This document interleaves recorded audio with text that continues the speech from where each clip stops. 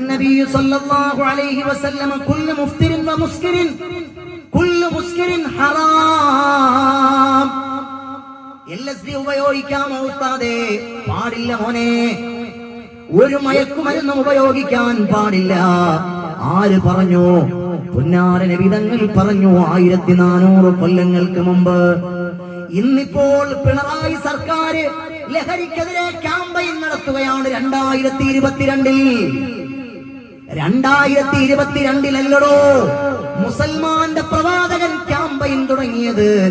1400 കൊല്ലങ്ങൾക്ക് മുമ്പ് മദീനയിലെ പള്ളിയിൽ നിന്ന് പുന്നാര നബി തങ്ങൾ വിളിച്ചു പറഞ്ഞു, കുല്ലു മുസ്കിരിൻ ഹറാം.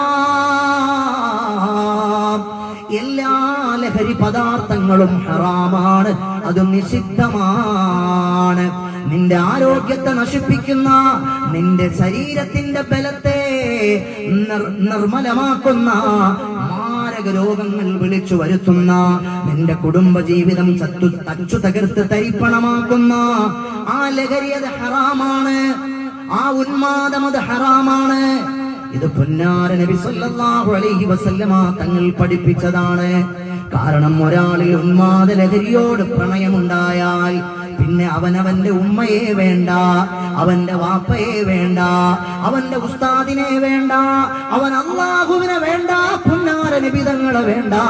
പിന്നെ അവൻ ഉറക്കിലും ഊണിലും എപ്പോഴും അവന് വേണ്ടത് അവന്റെ ഉന്മാദ ലഹരിയെയാണ്. അവന് മക്കളുടെ കാര്യത്തിൽ ശ്രദ്ധ വേണമെന്നില്ല.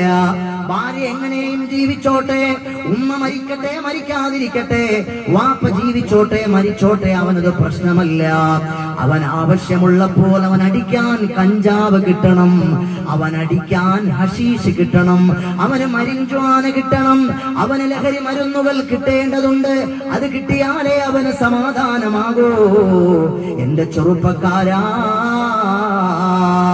നിന്റെ മനോഹരമായ സൗന്ദര്യമുള്ള ആരോഗ്യമുള്ള ശരീരം നിനക്ക് തന്നതാരാണ്? അല്ലാഹു റബ്ബുൽ ആലമീനാണ്.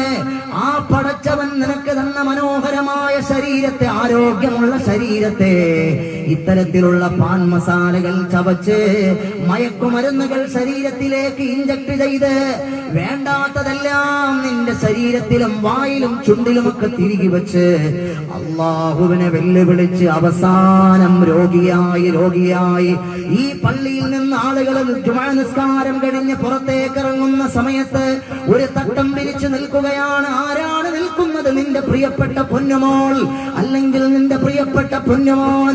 എന്തിനു വേണ്ടിയാണ് നിൽക്കുന്നത്?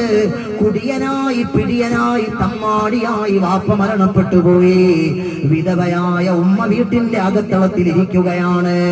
യതീമായ ഈ കുഞ്ഞുമക്കളുടെ പെങ്ങൾക്ക് കല്യാണമായി, കെട്ടിക്കാൻ പണമില്ലാതെ വന്നപ്പോൾ നെടുങ്കാട് പള്ളിയുടെ അതാ പള്ളിമുറ്റത്ത് വന്ന് തട്ടം പിരിച്ച് ഞങ്ങളെ സഹായിക്കണേ, ഞങ്ങളെ സഹായിക്കണേ എന്ന് പറഞ്ഞവർ യാചിക്കുകയാണ്.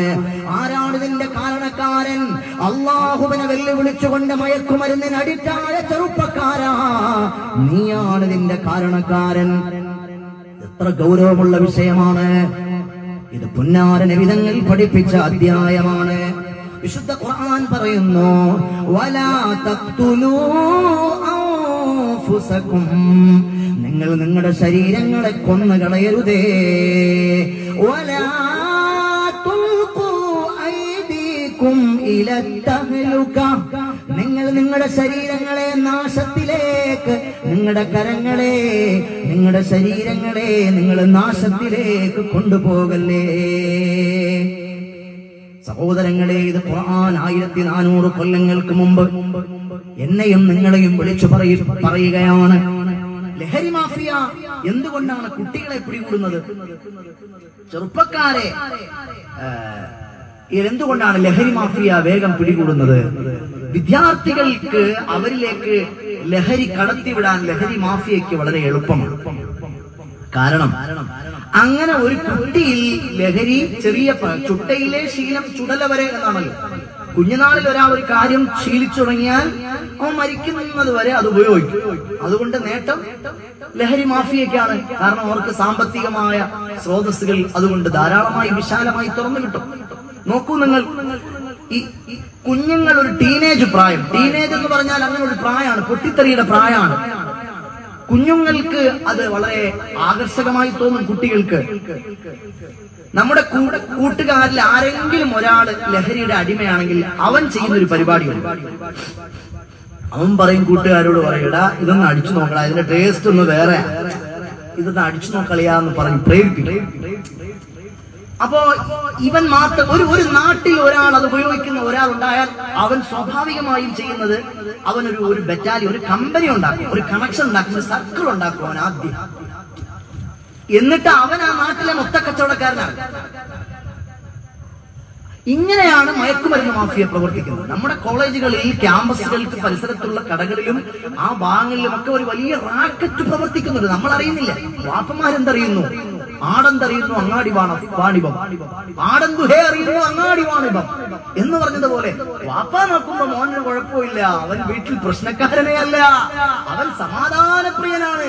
തൊട്ടടുത്ത് കൊടുത്ത കിടന്ന് അടി വിടുമ്പോഴത്തേക്ക് വാപ്പ പറയാമോ, എന്റെ മോനെ കൊണ്ട് എനിക്ക് വീട്ടിൽ മനസമാധാനമാണ്, ഒരു പ്രശ്നമല്ല, എന്റെ മോനെ എപ്പോഴും കാണുമ്പോ ഇങ്ങനെ ചിരിക്കുന്നു.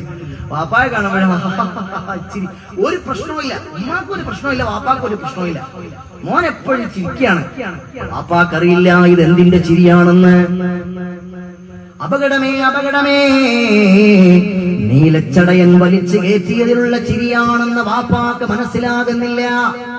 കാരണം വാപ്പാക്ക് പരിസരത്തെ പറ്റി ബോധമില്ല, വാപ്പാക്ക് പഠിക്കാൻ അതിന് നേരമില്ല.